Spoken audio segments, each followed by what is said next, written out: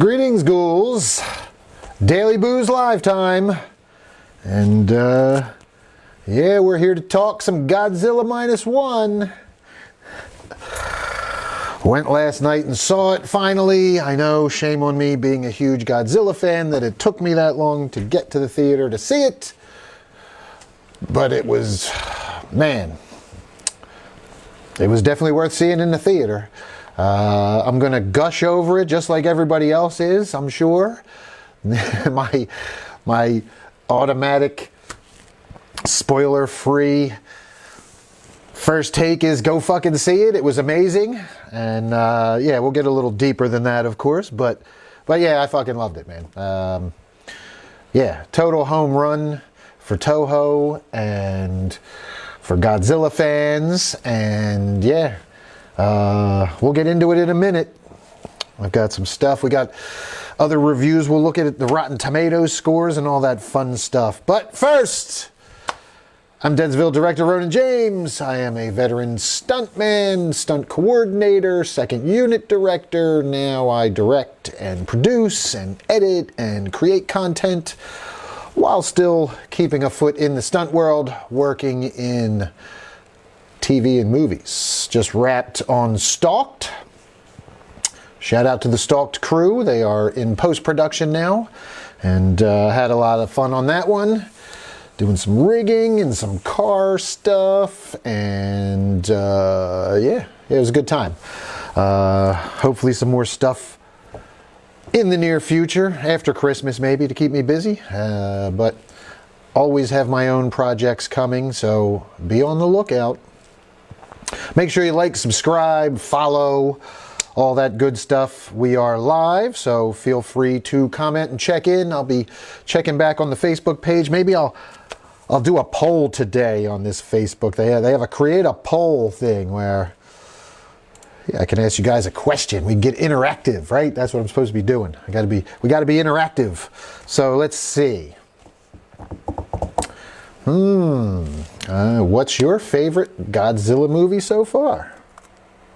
Oh no, then I got to put all the options. And I'd have to list like 34 Godzilla movies. Let's keep it simple. What should we go with? How about, is this your favorite Godzilla origin story yet? How about that? Because we've had a couple of them. We have, of course, the original 1954 movie, but then we've tried to reinvent Godzilla over and over again. So let's, is this the best origin for Godzilla yet? Yes or no? And save. Create poll. Did it publish it? I don't know. You guys tell me. Is it published? I can't tell. Okay, here we go. Activate poll. There we go. Is that it? Yeah, we published a poll. You guys joined me here for my first poll publishing. This is a monumentous event. Publishing polls. All right. This is my first coffee of the day too, so bear with me. Woke up with a migraine. Not the usual kind though.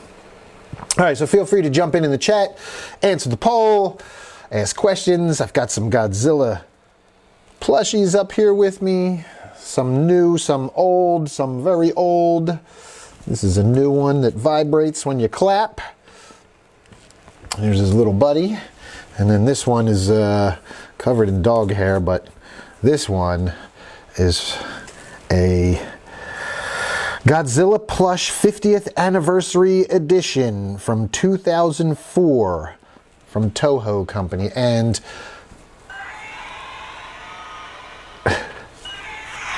can you hear him? He roars, and one eye still lights up. Yeah, this was a present I got my son when he was very young. We were into Godzilla, not Barney, and he's pretty beat up. Only one eye works, but he's probably still worth a shit ton of money, because I saw like perfect conditions. We went to go get him a new one just to see. I think my mom did one year, and they were going for like $1,500. Raw indeed, Godzilla. The 50th anniversary plush Godzilla exclusively from Toho. So, yep, there he is. We'll plop him down there. Kevin hasn't seen the film yet. Yes, definitely see the film before voting, obviously. And we're not going to spoil anything when we jump into the comments or we're talking about Godzilla here, but yeah, please don't put any spoilers in, because I know not everybody has seen it yet. It just opened last weekend. It opened over the weekend that just passed. It's making a killing at the box office. We saw it on a Tuesday at 7:15, and the theater was fucking packed. Now, AMC runs specials on Tuesdays. That's why we went on Tuesday. It's like discount. But yeah, me, Maddie, and Steph went, and yeah, the place was fucking packed, man. It's awesome to see. So you don't have to be from Hollywood, apparently, to do big at the box office. You just got to be a big ass monster, right? Giant cow. Oh, he's vibrating. My big vibrating Godzilla kaiju from Hug Me. So when you hug him, hugs. There he goes. He vibrates. Yay! All right. The little guy doesn't vibrate, do you? You're just a regular little funny Godzilla from Kid Robot NECA. So, yes, our plushy Godzillas join us today. All right. Who else is checking in? We got TJ checking in. What's up, TJ? I'm going to try to see it this weekend. Yeah, definitely see it in the theater. It's so worth it. There are some scenes, and even though this is CGI, I think they had a couple practical ones in there too. Some practical stuff in there as well. But there are some scenes that are pretty big and epic, and you're going to want to see them. Yeah, man, it was really, really, really good. It's set after World War II. Should we get into it? Let's see. I'll check in with Steph. It was the last showing that day. So yesterday it was the last showing, or the latest showing yesterday. Okay. So I guess it's still kind of in a limited theatrical release here in America with AMC. I'm kind of surprised AMC even caught on, because usually when you want to see a Godzilla movie that's from Japan, you have to go to Regal, because they're the only ones that carry the shit. Nobody, AMC doesn't usually carry this, but this one I guess was so well reviewed and people expected it to do well that AMC jumped on the bandwagon. So yeah, we saw it at AMC yesterday. Let's dig in, shall we? So we can go picture in picture here. The trailer kind of playing in the background. Yeah, these are some great scenes, big scenes. So I'm not going to, we'll go through the trailer here real quick. You see the size of Godzilla there underneath as he passes. The epic destruction in Ginza. Yeah, I mean, it was, the scope of the thing felt huge. It was really great the way they made everything feel so big, and taking place in right after World War II. The period aspect of it looks amazing. Like you see the old subway cars, elevated trains and stuff. That's a classic in the old Godzilla movie that he came across, and you know, so we have everything is very yeah. There's a classic scene. But all these scenes, they just feel really big. And even though, yeah, he's a CGI Godzilla in a lot of this, and there's a lot of CGI in this, which, you know, a lot of us, oh God, you gotta be kidding me. My laptop crashed. It's rebooting. This is a fucking pain in the ass. I gotta get a second laptop. I have a second laptop. It's not charged and I haven't set it up yet because I have no fucking time here, ever have any fucking time to do anything besides what is directly in front of me. So here we are with crashing laptops. What else can we say without spoiling it? It pays homage to the original really well. There's, man, there's some really, and definitely, so the story is told from the point of view of a kamikaze pilot who chickens out, a Japanese kamikaze pilot who chickens out, and that's all I'm going to give you, which is a really interesting way to frame everything, especially watching from here in our point of view in America, where, you know, the aftermath of World War II in Japan was a lot of death and destruction that we caused. So it's, you don't often get to see that. You get American history, you get our side of things. Usually you don't often get to see the other side's take, because history is written by the winner. So it was definitely a really interesting way to frame everything, but it makes perfect sense. I mean, that's the origin of Godzilla is from the atomic bomb. He's a mutated lizard who, or depending on what origin, he's a sleeping giant lizard that was awakened by the atomic bomb. But either way, he was mutated by the atomic bombs that were dropped in Japan. I mean, that was, you know, he's a direct response to human hubris. He's a metaphor for it, if you will. So, and how we will destroy ourselves eventually. All right, laptop's back up. We're gonna restore the pages here, at least as best I can. Says I'm still on, so hopefully you guys are still with me. Thanks for hanging in. Coming back up, Facebook's coming up. I will check in on the chat. Steph, the latest to check in. There were only like 3 showings each day, I think, but it was great. Yeah, Steph loved it as well. Maddie loved it. We all fucking loved it. There were a lot of emotional moments in there, and I get, you know, choked up. I'm not ashamed to admit I'll cry at a movie if it's a good fucking emotional scene. I get teared up. I mean, it's, you know, but to have Steph next to me, ugly crying at a Godzilla movie, holy shit. Yes, Steph was ugly crying multiple times. And yeah, that was a bit of a surprise. I mean, that just shows, because, yeah, she likes Godzilla. She likes the, she's laughing now in the chat. Yeah, that just really showed, like, she loves drama and all, you know, she loves the horror stuff, but she loves monster stuff, but, you know, usually in these Godzilla movies, sometimes, especially because of maybe language and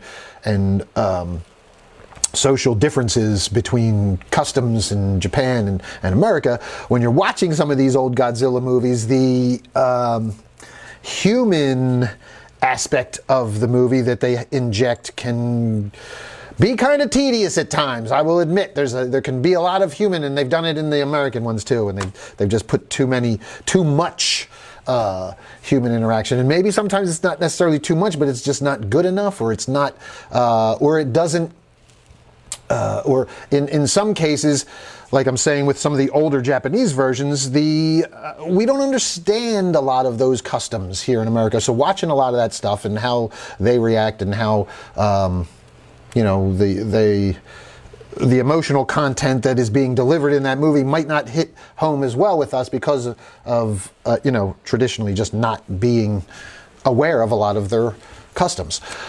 This one though, man, the emotional content, if you don't get a little teared up at this movie, you might be dead inside, and not in a good way. Like, we joke about that a lot, but man, this is this one was really like well written, and the characters are all so good and fleshed out, and the interaction is great, and you just see how you know, even yeah, I don't want to get too much, but even in the face of adversity, Japan's had their asses kicked at this point. In when the movie picks up, they've gotten their asses kicked by America, you know, and they're like tails between their legs, and they're still banding together. There's still that sense of community that they pull together when Godzilla comes along, and they just like, man, it's so well written. American movies really need to take note on characterization, character development, character arcs, stuff like that, and stop with the cookie cutter generic stuff, man. Give me something I haven't seen a million times before. This was something I hadn't seen a million times before. This was the first time I'd seen something from the point of view of like of this Japanese kamikaze fighter pilot. And from the other side of the war. I mean, yeah, we get a little bit of it in historical footage that tries to portray both sides, but we're still getting the colored by the victor version of history a lot of times. So immersing in this world on this, you know, with the Japanese people, man, this was it was really, really well done. If you remember yesterday, we talked about a story where the director now has his sights set on Star Wars. They're talking about him giving him a Star Wars movie. Man, he could save Star Wars. Jesus Christ, from what I've seen, like, this was fucking awesome, man. If he could do this with Star Wars, holy shit, man, I would be interested again, because the last shit has been fucking horrible. So I'm all for that. All right, let's see. We're going to check in on the chats here. Yeah. Okay, here we go. TJ wants to steal that Michael Myers off my desk. As I bring this up, you guys can see what I'm looking at here. Steph was ugly crying multiple times. Kevin asked, was the first view of Godzilla having him eating a cow like in the original? I don't know if I want to give it away. The way you first see him in this was really cool, really good, and he's early Godzilla. He's young. It's definitely kind of an homage to the original, with him kind of being smaller, and he's going to get bigger as the movie goes along. So that's not much of a spoiler, I guess. We kind of know he feeds off of, I mean, traditionally he feeds off radiation, and he gets bigger. So I don't want to give that away. I will say that you've seen it in the trailer, they do the subway car scene like in the original, man. It's awesome. It's really fucking good. All right, Steph saying, look at you saying teared up like you don't ugly cry. Whatever. I usually cry before me watching movies. It takes a lot to make me ugly cry. This got me especially at the end. Yes, I don't ugly cry. I just tear up, especially if like a dog dies or some shit. Steph's heartless when the dog dies. I'll tell you that. She doesn't ugly cry. She ugly cries for humans, kids, which I don't cry for, usually. Anyway, we're out here to talk about ugly crying. God damn it. As I say that, Logan comments, Logan Sear, I ugly cried watching it, man. I agree. No one can watch this and not tear up. Dead inside. I'm up for this challenge, Kevin says. Yeah, definitely check it out. Steph, yes, putting yourself in the other people's shoes in the 40s was sad. Yeah, man, that coming home, like, people would come home from war and their families and houses are just destroyed and their families are gone, just burned. Everything was gone, man. That fucking, And then you got to live in a fucking burned out old house. You got nothing else. You got to start all over again and build a new fucking house. Steph says, I actually have a story about my grandfather finding a dead kamikaze and took their family letter to send to the family. Long story short, we still have it because the family fled and someone was looking for them. The story my grandfather told was surreal. I'll wait for the podcast. And then, yes, Steph does cry. LOL kids. Steph loves to cry for the kids. All right. So, yeah, we'll jump on over to Rotten Tomatoes and check out our scores here.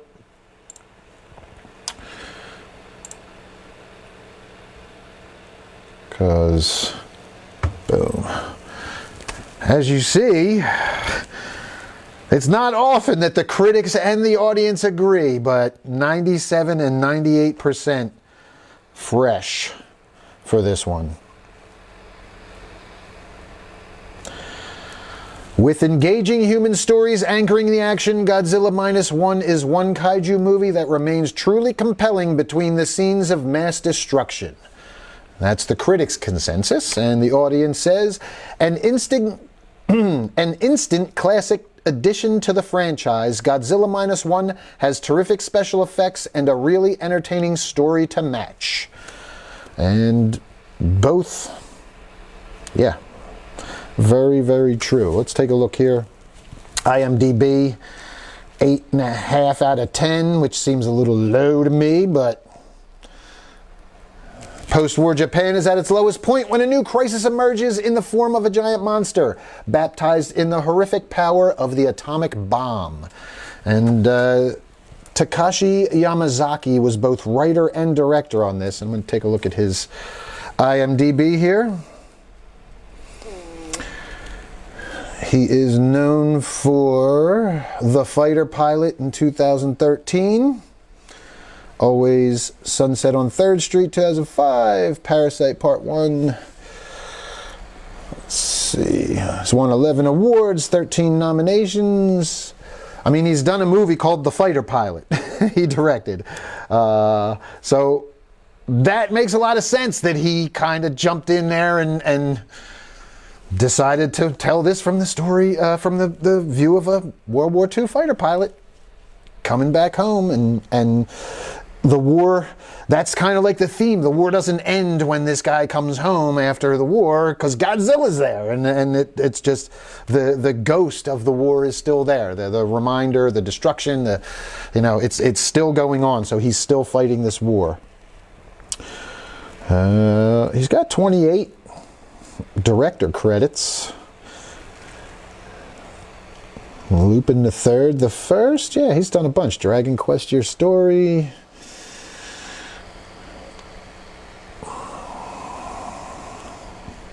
Space Battleship Yamato in 2010. That was awesome. Man, okay. Yeah, he's done some good stuff, man. Fighter Pilot was 2013. Dude, he directed The Returner? Oh, man, that's fucking awesome. 2002, man, I have that on DVD somewhere. Awesome action movie from Japan. Yeah, wow. I had no idea. Yeah, that was a really good, it's like a time travel movie about a guy going back in time to stop a catastrophe. Yeah, that's awesome. I had no idea. Yeah, he did Space Battleship Yamato. That's really cool. Yeah, man, give this guy a Star Wars. Give him a Star Wars. Man, that would be awesome. I would love to see that. He could bring some more monsters into it. One of the cool things about Star Wars was always the practical monsters, man. Make this guy do like a fucking monster movie with... God, could you imagine the Star Wars kaiju? I mean, the Rancor's kind of a kaiju, right? Come on, let's go. Let's give it to him. All right, I'm going to check back in here on the chat. We got some more check-ins. Hey, Lucy, how you doing? Okay, my real question. What do you think they did to make that little toddler girl cry? She looks so convincing. LOL. Yeah, I often say, it's crazy. We watch a lot of horror movies. with kids dealing with some serious trauma. And I often say, I hope they have like a like a therapist, a child therapist or something on set to just keep reminding us, this isn't really just acting, you're okay, everything's fine, because sometimes these kids got to go to dark places, man, and it's wild to think, like, especially how good some of them are. Now, yes, this girl, she was like crying on cue. I don't know what they did. They pinch her off camera and be like, okay, we got to make this girl cry. Pinch her, and pinched her leg or something. It's just like, hey, I don't know. You allowed to do that? Can you pinch your kid and make him cry on camera? I don't know if that's allowed. That's probably child abuse.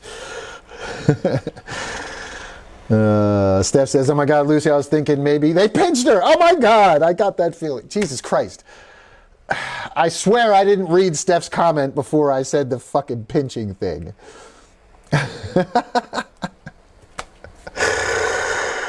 Literally thought the same thing. The last cry was like she was in pain, says Steph, and then Lucy joins in. I made up all sorts of stories in my head. They gave her something spicy or sour to eat, took away her teddy bear.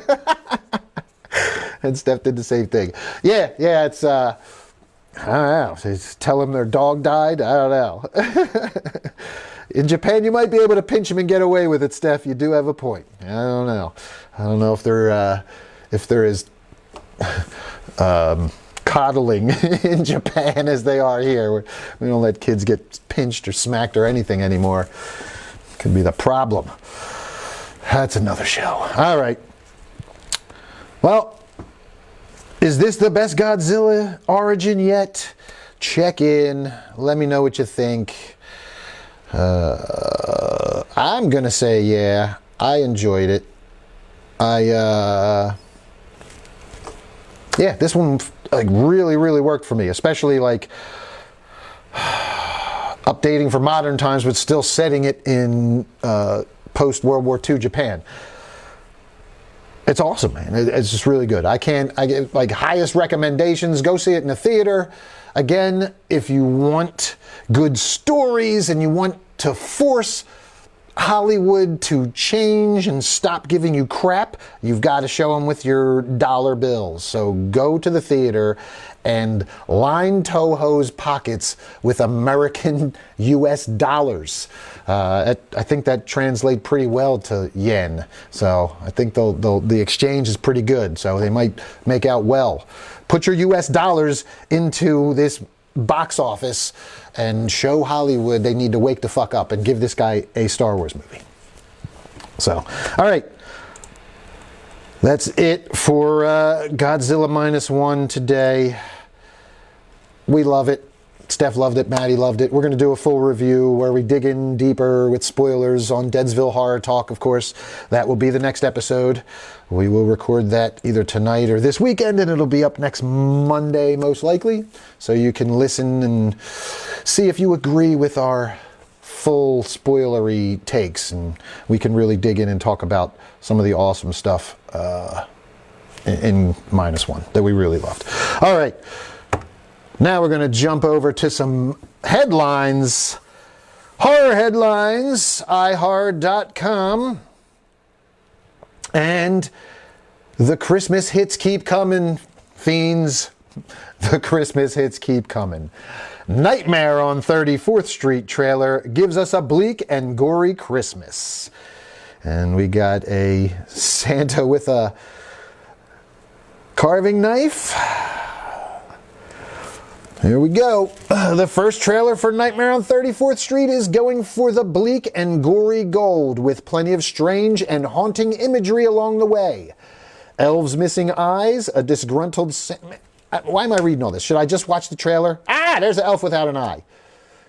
Let's watch the trailer and then we'll come back and read it. What do you think? Sounds like a plan. Let's do that. Let's check out the trailer. All right, computer, work with me now. Let's get some of these ads off of here and maybe we can... Here we go.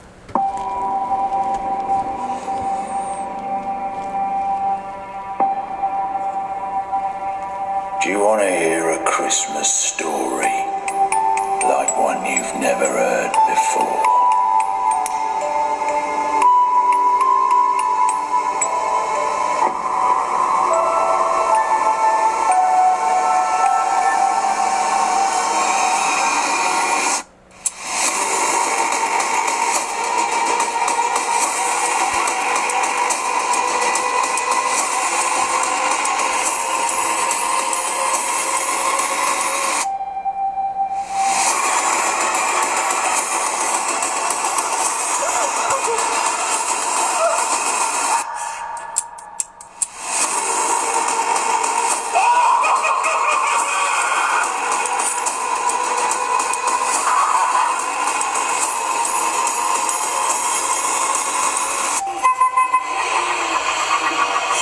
right.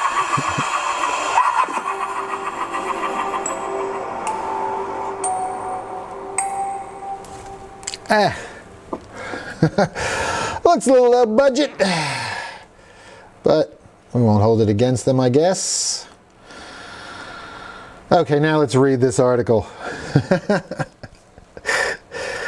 Elves missing eyes, a disgruntled Santa, and disturbed folks looking for bloody murder on Christmas make up the entirety of the trailer's short run. Yes, they do. Nightmare on 34th Street is an anthology filled with horror-filled Christmas stories that feature the bizarre and the macabre.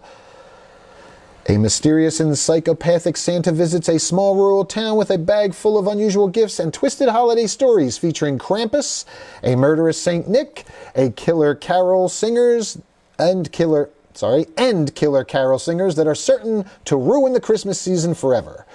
The film stars Caroline Bolton, Lucy Pinder, Danny Thompson, Ewan McIntosh, Andy Gattenby, and Adam Greaves Neal in a film by James Crow. Catch Nightmare on 34th Street on digital and VOD right now. All right. It's an anthology, so well, it's all directed by the same person, though. So it's going to be, they'll all be probably about the same. Sometimes you get a mixed bag of quality when you do an anthology where sometimes you'll get a really high quality one, sometimes you get a little more low budget one, but this all kind of look kind of low budget. And I believe it's a UK production, it looks like, or sounded like, especially. I heard a British accent in there, so. What do you guys think? I guess. Well, here we go. Checking in. Let's see. Kevin checks in, Freddy vs. Godzilla. It will work. Godzilla sleeps. Steph checks in, shout out, Miracle on 34th Street is my actual favorite Christmas movie with Natalie Wood, the original. This looks awful and not witty, like It's a Wonderful Knife. Hard pass. Anthology, definitely big hard no. Yeah, I think I'm going to pass on the... definitely big hard no. On the... Miracle on Nightmare on 34th Street, whatever the hell it is. Yeah, I'm not big on anthologies. Like I said, they're usually hit or miss. I'd rather watch a whole movie. So, all right, what else we got in the news? I think we got one more news story here from Bloody Disgusting. 15 new horror movies releasing this week, including 4 Christmas films. So we're going to skim through these pretty quick, paying special note to the Christmas films, because this one especially is one I want to see. With this was like the Norwegian fucking evil elf John. So I recognize that elf. This week is the final big-time new release week for 2023, as things are going to quiet down a bit for the holidays, but we're going out with a bang with 15 new horrors this week alone. Here's all the new horror releasing December 5th through December 10th. We got Devils, which we've talked about. It's Face Off meets Freaky Friday, when a homicide detective swaps bodies with a serial killer in Devils. That's on Screambox, Korean horror. There is a trailer. I don't want to crash, so we're not going to check it out. Everyone Will Burn. That was another one we had talked about earlier in the week. Here's Nightmare on 34th Street. Is that like a weird fucking pup? Is it like a ventriloquist? And he's got a snowman? Huh? That one releases to digital yesterday, December 5th. We've got, this is it. This is the one. This is the one. Where do I watch this? There's Something in the Barn. Here we go. And the evil fucking elves. They look so good. They look so fucking good. I'm going to read this one because this is the one that I'm really looking forward to. Tradition. And again, a foreign movie, man. Where it's going to have a good story. It's not going to be just fucking cookie cutter Hollywood crap.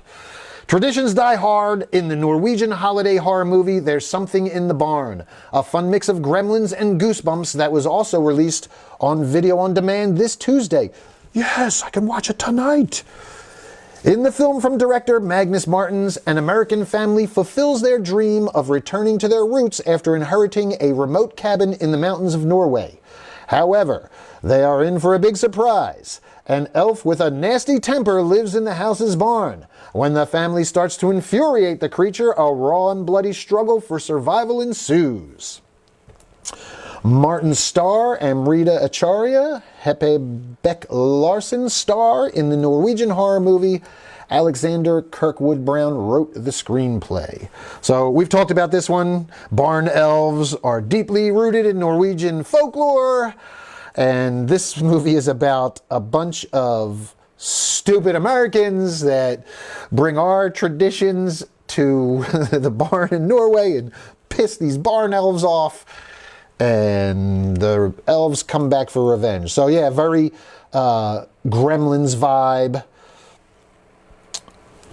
And also you get that kind of fish out of water thing too with the Americans displaced over in Norway. So yeah, man, I'm going to watch There's Something in the Barn probably tonight. Either tonight or tomorrow. I got to figure out what, well, yeah, one of these nights I'm definitely watching There's Something in the Barn. So if you guys check it out as well, let me know what you think. James Cameron's 1989 sci-fi film The Abyss is returning to the big screen this week with a brand new 4K remaster. And it's playing in theaters tonight, December 6th only. Okay, interesting. That was a good movie. A 4K remaster. It was very pretty. I don't know if I would go see it tonight, but we're going to keep moving on. What do we have here? Billed as a hallucinogenic urban exploring horror film, John Pada's Black Mold won Best Indie Feature at this year's Panic Fest in the US and is coming to Tubi this week. Black Mold will exclusively debut on Tubi Thursday, December 7th. In the film, Brooke and Tanner sneak into an abandoned off-limits building for the sake of their art and also the adrenaline rush. But when the daredevil pair break into their holy grail, Franklin Hall, a large facility with a history, they encounter a dangerously paranoid squatter who holds them captive. The longer their attacker keeps them there, the more it becomes clear there's something else profoundly wrong with the place as dangers surface at the intersection of artistic pursuits and internal sabotage. Black Mold is a head trauma production in association with the Line Film Company and Shatterglass Films. It was produced by Sarah Sharp, Jen Shelby, Robert Patrick Stern, and Iman Sarabash, with Jill, blah, blah, blah, Tony Walsh, etc., etc. And there's a trailer. Well, it sounds interesting. And it's free on Tubi. Tubi does have some decent, low-budget horrors. They do a good job. Writer-director Michal Alejazner's Naga had its world premiere at the Toronto International Film Festival, coming to Netflix this week. Yep, we talked about that one this week. Trailer for it. Creepy Dolls in director William Brent Bell has a new one, is back with a brand new horror movie, Lord of Misrule. Comes to theaters and video on demand on December 8th. The film follows Rebecca Holland, who has recently taken over as priest of a small town. When her young daughter Grace goes missing at the local harvest festival, a desperate search begins. Closer they edge towards finding Grace, the more secrets emerge from the town's dark past. Soon Rebecca must decide just how much she is willing to sacrifice to rescue her daughter from the grip of evil. Lord of Misrule. Interesting. And, director Darren Lynn Boosman, Saw and Spiral, is back with brand new horror movie The Cello, which will release here in North America on Friday, December 8th. I think we just saw the trailer for this last night. The Cello tells the story of a cellist who finds out his new cello comes with centuries-old curse. The film is written by Turki Alaşık, the best-selling poet, musician, and lyricist, based on his novel. It's produced by Roseanne Media and Envision Media Arts. The Possessed Cello. Oh, what do we have here? That's Willem Dafoe, all fucked up looking. Yeah, filmmaker Yorgos Lanthimos, The Killing of a Sacred Deer in Dogtooth, is back with Poor Things, a Frankenstein-like tale based on the 1992 novel by Alistair Gray. Emma Stone stars along Willem Dafoe in the critically acclaimed Poor Things, 93% on Rotten Tomatoes, which Searchlight is bringing to theaters on Friday, December 8th. Lanthimos' latest tells the incredible tale and fantastical evolution of Bella Baxter, a young woman brought back to life by the brilliant and unorthodox scientist Dr. Goodwin Baxter. Under Baxter's protection, Bella is eager to learn. Hungry for the worldliness she is lacking, Bella runs off with Duncan Wedderburn, a slick and debauched lawyer on a whirlwind adventure across the continents. Free from the prejudices of her times, Bella grows steadfast in her purpose to stand for equality and liberation. Yes. Okay, and that's Poor Things. Then we have Eileen. A wild Hitchcockian noir from director Jen Wexler. Christmas-themed horror movie The Sacrifice Game spreads holiday fear on Shudder beginning on Friday, December 8th. Fantasia described The Sacrifice Game as a gripping and stylish 70s set chiller involving schoolgirls, power-mad killers, and occult prophecy, filled with both gore and lore. In the movie, The Black Veil School for Girls, 1971, it's bad enough that students Samantha and Claire can't go home for the holidays, but things take a deadly turn when a gang of cult killers arrives at their doorstep just in time for Christmas. And yes, I remember talking about this one earlier in the week. This did sound fun, and it's on Shudder. So I will definitely be watching that one. We got a few more here. Leave the World Behind with Ethan Hawke. We got another Christmas one. Old Kris Kringle wants everyone to have a scary little Christmas and Santa Isn't Real, which XYZ Films is bringing down the chimney on VOD and digital December 8th. In the film, after suffering a brutal attack on Christmas Eve, a young woman, Nikki, struggles to convince her friends that the assailant was none other than old Kris Kringle. When Santa returns to terrorize the group in their remote cabin the next Christmas, Nikki and her friends must overcome disbelief as they fight to stay alive. The film was written and directed by Zach Locke, who's no stranger to horror, having previously produced horror films that include 2019's Black Christmas. Oh, that's not a good sign. The Wind and Frogman. Locke previously wrote and directed supernatural slasher #Float. Well, I don't know. That fucking 2019's Black Christmas was a steaming pile of shit. So I have zero hope for this one. I don't even think I want to watch the trailer. Let's keep it going. Raging Grace was another one we had talked about. And that's the end of it. Well, I guess we can check out this trailer. Let me see. Yeah, let's see. Steph suggests seeing this one in theaters as well. Hey, Les Price checking in. What's up, brother? They extended its theatrical release another week because of the film's success for Godzilla Minus One. So there's some updates. Godzilla Minus One has been extended, so you still have time to go see it while it's in the theater. Definitely get out and see it while it's in the theater. Yeah, you can go on the Discount Tuesdays at AMC, get to a matinee show, avoid the crowds. But yeah, definitely see it in the theater. It's so worth it. I can't wait to talk about some of the scenes on Deadsville Horror Talk this week when we dig deeper. Cello didn't look that great, Steph says. I agree. All right. Let's go back. We will check out this trailer and then we'll wrap up for the day. But yeah, with this being the same person who did 2019's Black Christmas, I don't have much hopes.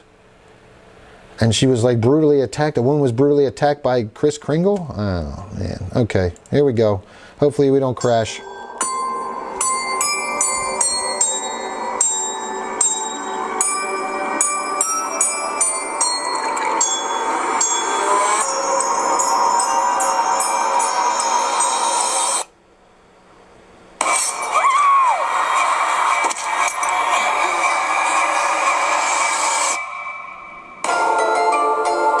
a coma for almost a year. We were beginning to lose hope. But I didn't do it to myself.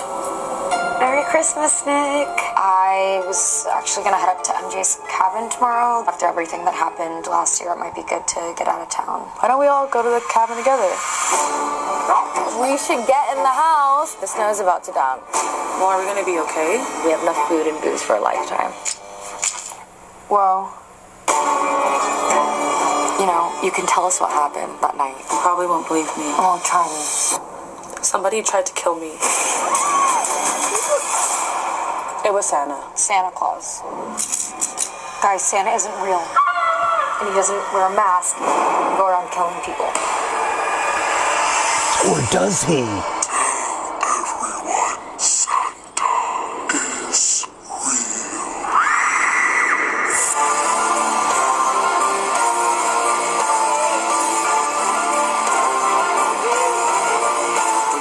Santa Claus is trying to kill us. As if a fat man in a silly red hat could decide whether we live or...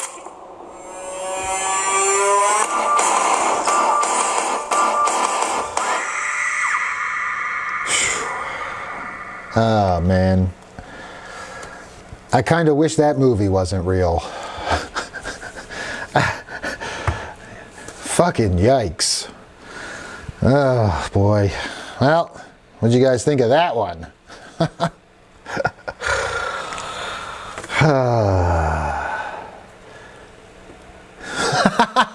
Anthony says, looks like a good movie to watch with the kids. And Steph says, that Black Christmas might be worse than the Pet Sematary remake. Yeah, they were both pretty bad. This looks terrible too. Wow. I mean, that just looks fucking terrible.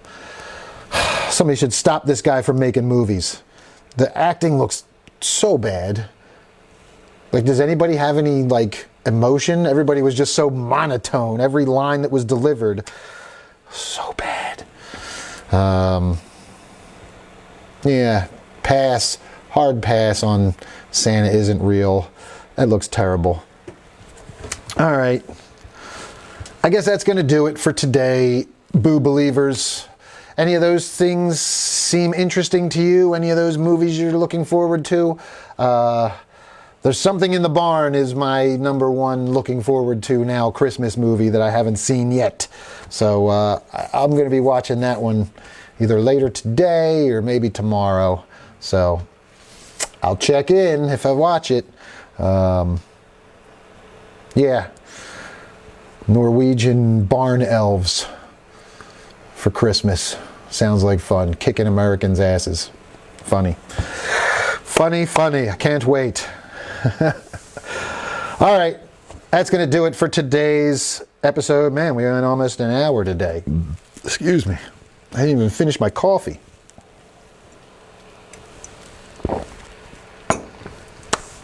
Got so caught up talking. Well, make sure you like, subscribe, follow, all that good stuff. Tune into Deadsville Horror Talk every week. Listen to me and Steph gush or bash the latest horror movie we watch. And next episode we're going to do, like I said, Godzilla Minus One, and we will be gushing over the big guy, I'm sure, right? All right, Boo Believers, it's going to do it for me. We'll see some of you Friday night at our Christmas party, Deadsville, Christmas in Deadsville with Dicky Devil and the Deviants, and who else is on with us? Oh, God. The Mad Splatter and Good Men Doing Nothing. So they will be doing something on Friday. Come on down to Bar 13 and celebrate Christmas with us. Steph made a bunch of Deadsville ornaments featuring Doggy Deviant. So if you come down, I am sure she'll have enough. You can probably snag a Doggy Deviant ornament. And yeah. Have a Merry Christmas, everybody. Well, I'll see you again before then. But until then, stay spooky. Be back tomorrow.